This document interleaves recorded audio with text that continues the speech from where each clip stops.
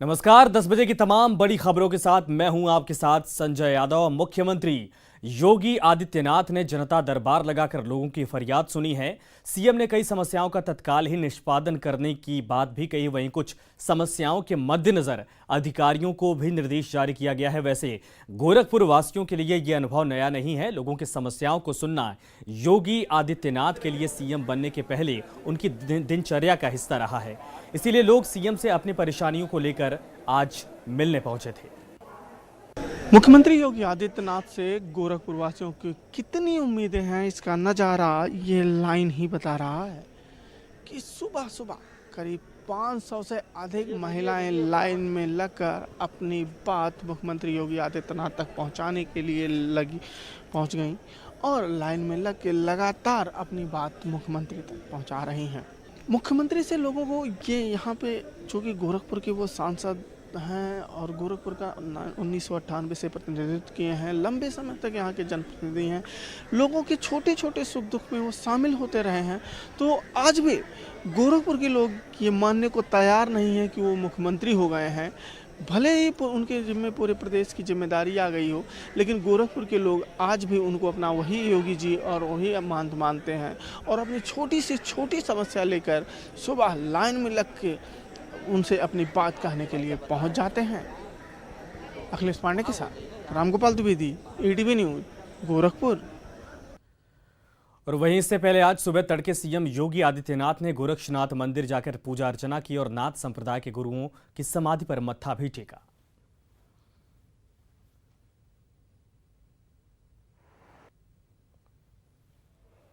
के बाद ध्यान पूजन पाठन करने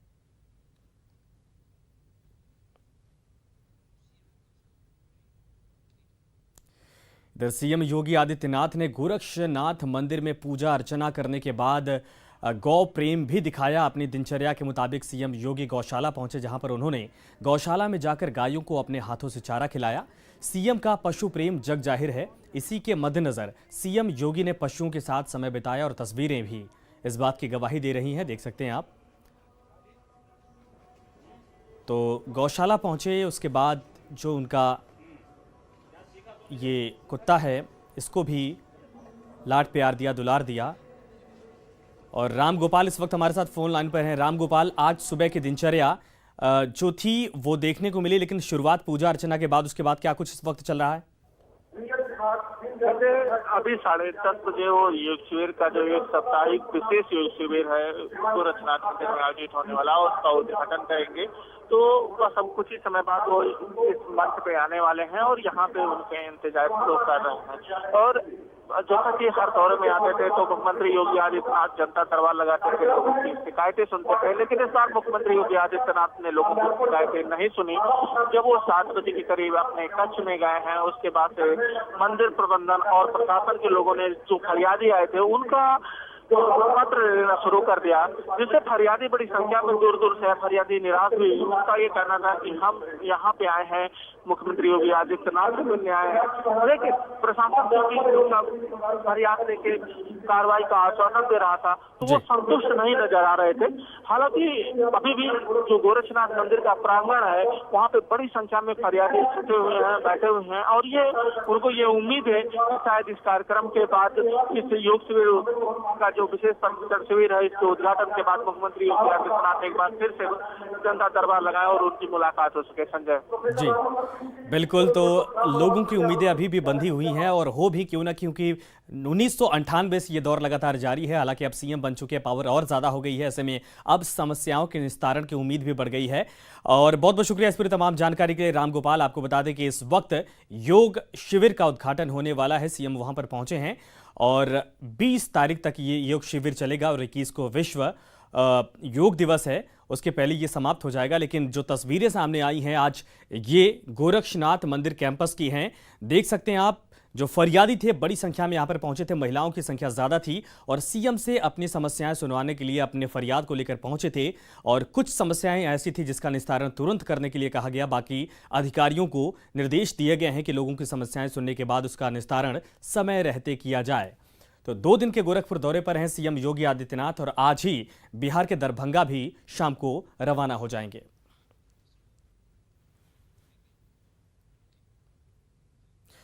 इधर सीएम योगी ने मुख्यमंत्री बनने के बाद सूबे की जनता से वादा किया था कि प्रदेश की सड़कों को 15 जून तक गड्ढा मुक्त कर दिया जाएगा।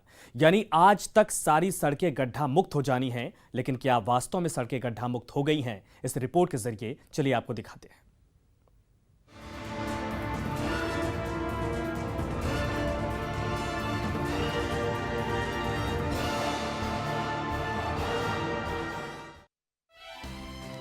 किसी भी सूबे में सड़कों की मरम्मत और रखरखाव का सबसे अहम जिम्मा लोक निर्माण विभाग यानी PWD का होता है।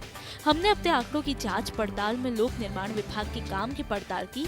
जो नतीजे सामने आए उसके मुताबिक योगी सरकार ने सूबे की 85,160 किलोमीटर सड़कों को गड्ढा मुक्त कराने का जिम्मा PWD को सौंपा था।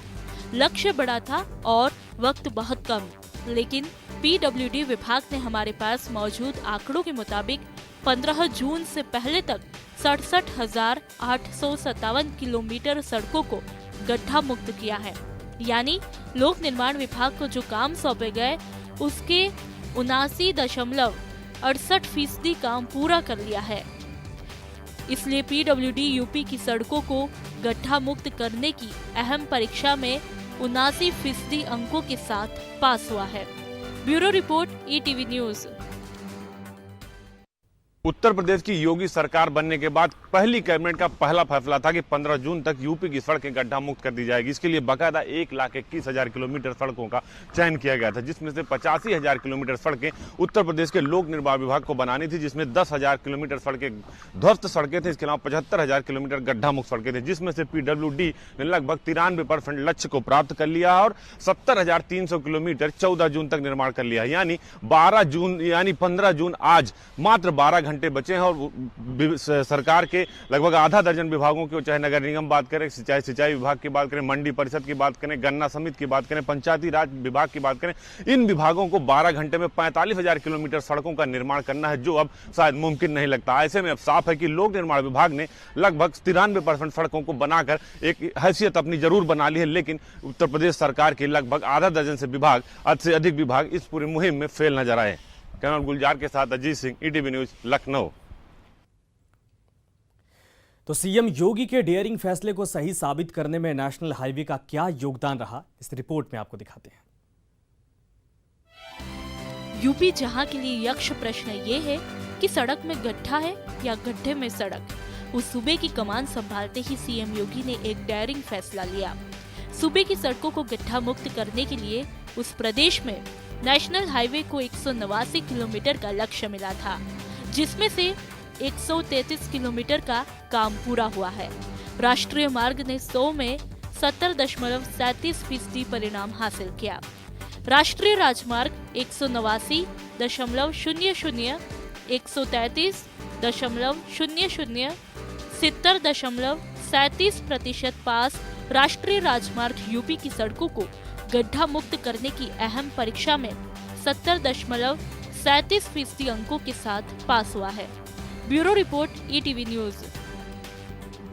उत्तर प्रदेश सरकार ने अपनी पहली कैबिनेट की बैठक में फैसला किया था कि उत्तर प्रदेश की सड़कें गड्ढा मुक्त की जाएंगी। सिंचाई विभाग को करीब 10,000 किलोमीटर का टारगेट दिया गया था जिनको गड्ढा मुक्त करनी थी, लेकिन सिंचाई विभाग ने 1 किलोमीटर सड़क को भी गड्ढा मुक्त नहीं किया है।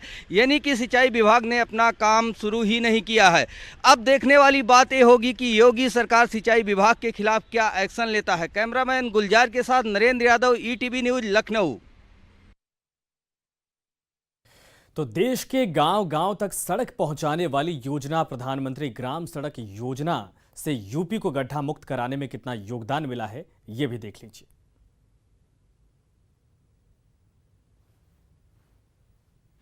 सीएम के फरमान को पूरा करने में लगे 9 विभागों में बात करते हैं टॉप स्कोरर यानी टॉप करने वाले की। गड्ढा मुक्त यूपी की परिकल्पना को पूरा करने में सबसे बड़ा योगदान प्रधानमंत्री ग्राम सड़क योजना ने दिया है। इस विभाग ने 95.41% काम को तय समय में पूरा कर लिया। प्रधानमंत्री ग्राम सड़क योजना का लक्ष्य 1,703 किलोमीटर था, जिसमें से 95.41% काम करके 1,624.91 किलोमीटर सड़क गड्ढा मुक्त कर दी गई। ब्यूरो उत्तर प्रदेश की योगी सरकार ने अपनी पहले ही कैबिनेट में प्रदेश की सड़कों को गड्ढा मुक्त करने का फैसला किया था और बाकायदा 1,21,000 किलोमीटर का लक्ष्य रखा था। उसमें पंचायती राज विभाग भी शामिल था। उन 9 विभागों में पंचायती राज विभाग को 3890 किलोमीटर सड़कों को गड्ढा मुक्त करने का लक्ष्य दिया गया था, लेकिन पंचायती राज फिसड्डी साबित हुआ और मात्र 390 किलोमीटर सड़कें ही गड्ढा मुक्त कर पाया है। यानी कुल प्रतिशत का मात्र 7% काम ही पंचायती राज विभाग करा सका और सरकार के फैसले पर खरा नहीं उतर सका। यानी पंचायती राज विभाग इस पूरे कार्य में फेल दिखा। कैनोल गुलजार के साथ अजीत सिंह, ईटीवी न्यूज, लखनऊ। तो नगर निकाय और नगर निगम ने सरकार से मिले टास्क को पूरा किया या फिर निगम सरकार के अपेक्षाओं पर खरा नहीं उतर पाया, ये इस रिपोर्ट के जरिए देखिए। साफ सफाई की जिम्मेदारी संभालने वाले नगर निकाय और नगर निगम ने सीएम योगी के सपने को साकार करने में महत्वपूर्ण भूमिका नहीं निभाई। नगर निकाय और नगर निगम के जिम्मे 6,455 किलोमीटर लंबी सड़कें थीं, लेकिन 1,116.30 किलोमीटर सड़क ही गड्ढा मुक्त हुई। इस तरह यहाँ सिर्फ 17.29% काम ही हुआ। नगर निकाय और नगर निगम इस अहम परीक्षा में केवल 17.29% अंक ही ला सके और पूरी तरह फेल हो गए। Bureau report, ETV news. जितनी उम्मीद बनारस को थी पीएम देने के बाद, जितनी उम्मीद उस वीवीआईपी बनारस को थी जिसको लगा कि अब सूबे में भाजपा की सत्ता आ गई है, उतनी उम्मीद पर कोई भी विभाग खरा नहीं उतरा। सबसे ज्यादा शर्मनाक नगर निगम का परफॉर्मेंस रही। केवल 20% सड़क को ही नगर निगम ने मरम्मत कर पाया, जबकि किसी भी शहर में जो सबसे ज्यादा सड़कों को बनाने की जिम्मेदारी होती है, सबसे ज्यादा सड़कों के रखरखाव की जिम्मेदारी होती है, वो नगर निगम और पीडब्ल्यूडी की थी। दोनों ही विभाग इस पर अपेक्षाकृत काम नहीं कर पाए। पीडब्ल्यूडी में वही पुराने अफसर हैं जो समाजवादी सरकार में थे, अखिलेश सरकार में थे, और वही अफसरों को योगी सरकार का फरमान भी जारी करना था। सरकार के फरमान के बाद डीएम कमिश्नर लगातार निरीक्षण मॉनिटरिंग करते रहे, बावजूद उनका निरीक्षण मॉनिटरिंग सरकार का आदेश काम नहीं आया। और आप देख सकते हैं कि किस तरीके से बनारस आता है। हमारे साथ कुछ बनारस के लोग हैं जो इस सड़क की दिक्कत से परेशान हैं, उनसे हम बात करते हैं। क्या नाम है आपका? राजू गुप्ता नाम है। राजू जी, सड़क के धूल से क्या दिक्कत होती है आप लोग? क्या? अरे बहुत दिक्कत हो रहा है, रोड एकदम खना गया। हम लोग दुकान के अंदर पानी चला गया, गर्दा चला गया, मट्टी जाम है, कोई सफाई नहीं हो रहा है। खाली विधायक जी आ रहे हैं, मेयर जी आ रहे हैं, अपना फोटो खिंचवा कर खाली चले जा रहे हैं। कोई काम नहीं हो रहा है। बीजेपी की सरकार में हम लोग से बढ़िया काम धाम होगा, इससे बढ़िया सपा सरकार था, काम कम से कम हो रहा था। न बिजली है न कुछ है, पानी पाइप फट जा रहा है बराबर, कोई काम नहीं हो पा रहा है। कोई काम नहीं हो पा रहा है, खाली नाम है बीजेपी का सरकार, केंद्र में भी सब बीजेपी, योगी जी है, कोई काम नहीं कर पा रहे हैं। जितना बदलाव आना चाहिए उतना बदलाव नहीं है। जिस जगह से मोदी जी का आगमन हुआ, योगी जी का आगमन हुआ, उस तरह से बनारस का बदलाव अभी शुरू नहीं है। फिलहाल बनारस को वो वीआईपी ट्रीटमेंट अभी नहीं मिला। जितना काम होना चाहिए था बनारस में, उतना काम सड़कों पर नहीं हुआ। कैमरामैन पंकज सिन्हा के साथ उपेंद्र द्विवेदी, ईटीवी न्यूज, वाराणसी। 15 जून तक प्रदेश की सड़कें गड्ढा मुक्त किए जाने के सरकारी दावे इलाहाबाद में फेल हो गए। यहां शहरी इलाकों की पीडब्ल्यूडी वाली सड़कें जरूर कुछ ठीक हुईं, लेकिन अन्य विभागों के अधीन सड़कें आज भी बदहाल हैं। प्रदेश की योगी सरकार ने जिन घोड़ों पर रेस का घोड़ा समझकर दांव लगाया था, वो खच्चर साबित हुए हैं।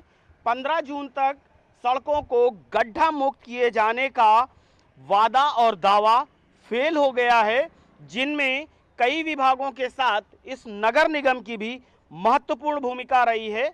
ये हमेशा से अपनी कार्यशैली के लिए जाना जाता रहा है और हम इसी विभाग के सामने खड़े हुए हैं और उसके सामने हमारे कैमरा पर्सन है रवीन, उनसे कहूँगा ये पैन करके दिखाएं कि ठीक नगर निगम के सामने ही सड़क गड्ढा मुक्त नहीं हो पाई है। हालांकि कोशिश की जा रही है। थोड़ा सा और लॉन्ग शॉट अगर लें हमारे कैमरा पर्सन, तो वो दिखाएं कि इन्होंने कोशिश ज़रूर की है कि ये योगी सरकार के साथ दौड़ सकें, लेकिन वक्त पूरा होने के बाद भी सड़कें खुद ही पड़ी हुई हैं, काम चल रहा है, गिट्टियां पड़ी हुई हैं। ये नगर निगम का हाल है। ऐसा ही कुछ हाल दूसरे विभाग जिन्हें ये जिम्मेदारी दी गई थी कि 15 जून तक सड़कों को गड्ढा मुक्त कर दिया जाए, चाहे वो गन्ना विभाग हो, पंचायती राज विभाग हो, मंडी परिषद हो और या फिर खुद पीडब्ल्यूडी हो जिसका काम ही यही है, लेकिन वो भी 100% काम नहीं कर पाया है। तो ये समझना मुश्किल नहीं है कि जो विभाग हैं इन्हें जिम्मेदारी देने के साथ साथ योगी सरकार को कम से कम दौड़ना भी सिखाना होगा और इन्हें ये बताना होगा कि वायदे और दावों की अहमियत क्या होती है और ये कागजों पर नहीं सड़कों पर दौड़ते हैं। जब ये समझ जाएंगे तो यकीनन आपके दिए हुए वक्त पर ये सड़कें भी गड्ढा मुक्त कर देंगे। कैमरामैन रॉबिन के साथ सैयद हुसैन अख्तर, ईटीवी न्यूज़, इलाहाबाद। इधर कानपुर में गड्ढा मुक्त सड़कों का जायजा लिया हमारे संवाददाता अमित गंजू ने। योगी राज आ जाने के बाद प्रदेशवासियों को गड्ढा मुक्त सड़कें मिलें ताकि गाड़ियां फर्राटा भर सकें, इसलिए एक घोषणा की गई थी कि 15 जून तक शहर की तमाम सड़कें गड्ढा मुक्त हो जाएंगी। इस वक्त मैं कानपुर के वीवीआईपी इलाके में खड़ा हूं, जहां की हालत आप देख सकते हैं कि सड़कें कितनी गड्ढा मुक्त हैं और लोग कितने हिचकोले खाते नजर आ रहे हैं, क्योंकि गड्ढे में सड़क है कि सड़क में गड्ढा है ये कहना थोड़ा मुश्किल होगा। क्योंकि अधिकारियों की बात करें, पीडब्ल्यूडी जिसके पास ये जिम्मा था कि इन सड़कों को गड्ढा मुक्त करे, उन्होंने कागजों में तो निश्चित तौर पर इन्हें गड्ढा मुक्त कर दिया, मगर वास्तविकता आपके सामने है। शहर के अगर बात की जाए तो शहर का अभी भी 50% से ज़्यादा क्षेत्र ऐसा है जहां गड्ढे हैं, जहां लोग वाहन चलाते वक्त हिचकोले खाते हैं। लोगों को ये ज़रूर कहा गया था कि 15 से पहले इस आंकड़ों की बाजीगरी में अधिकारियों ने नेताओं को खुश करने के लिए ये बता दिया कि ऑल इज़ वेल, मगर वास्तविकता आपके सामने है कि शहर में अभी भी लोगों को गड्ढे में हिचकोले खाने पर मजबूर होना पड़ रहा है। अब देखना यह है कि अगला टास्क क्या दिया जाता है और किस तरह उसमें खानापूर्ति की जाती है। वीडियो जर्नलिस्ट आशीष पांडे के साथ अमित गंजू, ईटीवी न्यूज़, कानपुर। इधर फैजाबाद की अगर बात की जाए तो यहां पर भी सीएम योगी के 15 जून तक प्रदेश की सड़कें गड्ढा मुक्त करने के दावे पर विभागों की करतूत भारी पड़ी है। यहां लगभग 1900 किलोमीटर सड़क गड्ढा मुक्त होनी थी, लेकिन केवल लगभग 1100 किलोमीटर ही सड़क गड्ढा मुक्त हो पाई है। मुख्यमंत्री योगी आदित्यनाथ के इस दावे कि 15 जून तक प्रदेश की सड़कें गड्ढा मुक्त हो जाएंगी, लेकिन ऐसा नहीं हुआ। फैजाबाद में लगभग 1900 किलोमीटर सड़कें गड्ढा मुक्त होनी थी, लेकिन आज की तारीख में केवल 1100 किलोमीटर ही गड्ढा मुक्त हो पाई हैं। सूत्रों की अगर माने तो बजट के अभाव में सड़कें गड्ढा मुक्त नहीं हो पाई। ऐसे में प्रदेश की सरकार के जो दावे हैं वो फेल हो गए। केबी शुक्ला, ईटीवी न्यूज़, फैजाबाद।